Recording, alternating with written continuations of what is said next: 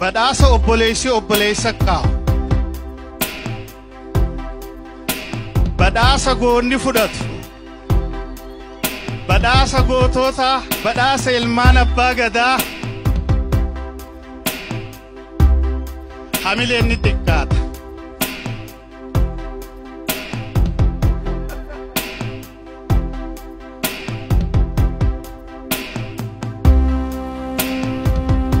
Hamileen ni xiqqaata.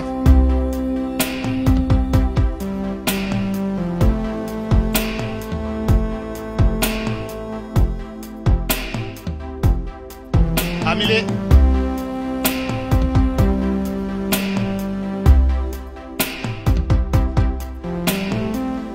Hedduu galateeffannaa.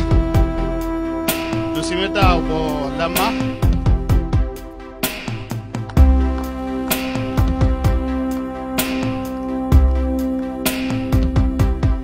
Itti aansee badhaasa kan fudhatu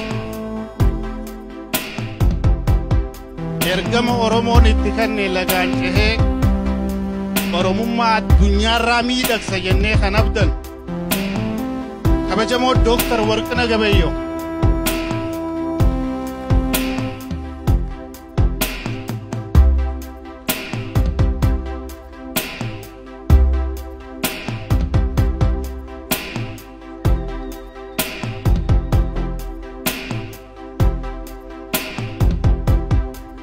Hamilee.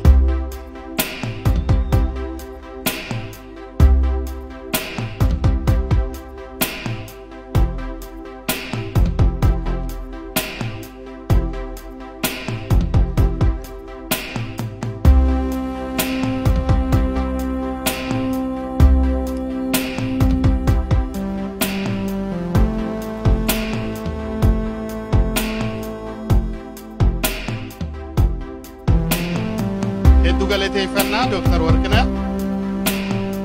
Itti aansee kabajamoo Dooktar Alamuu Simee.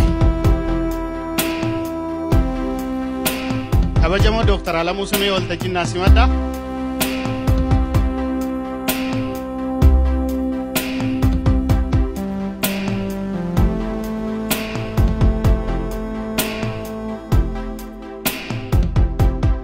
Hamilee.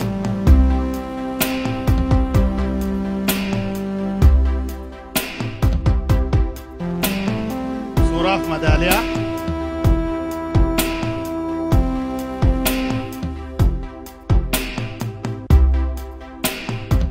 Dooktar Alamuu hedduu galateeffannaa. Itti aansee badhaasa beekamtii kan kenninuuf kabajamoo aadde Xayyibaa Hassan itti aantuu pirezidaantii mootummaa naannoo Oromiyaa.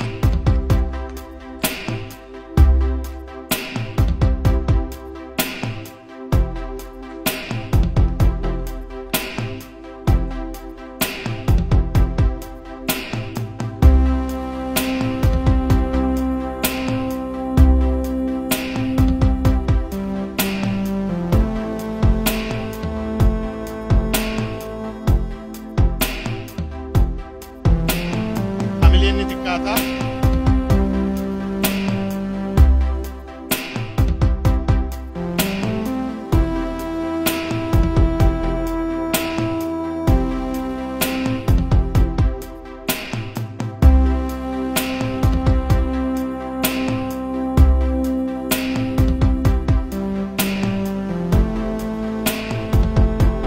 Haadha siinqee uffata aadaatii waliin.